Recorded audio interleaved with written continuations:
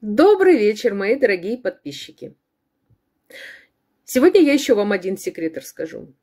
Звучать он будет так, значит. Успех приходит к тому, кто думает об успехе. Кто думает о поражении, к тому приходит поражение. Вот, кстати, я такая, я иногда, вот сегодня просыпаюсь, например, с мыслями, все у меня будет хорошо, все у меня сбудется, все классно. А раз что-нибудь какая-то маленькая неприятность или ну что-то вот вообще не так на меня посмотрели на улице. Все, мне кажется, уже мир рухнул, уже ничего не получится, уже все. Очень часто бывает сомнение. Это так плохо, когда у вас сомнения, это вообще нельзя. И, кстати, удача иногда приходит под маской неудачи, какое-то временного поражения.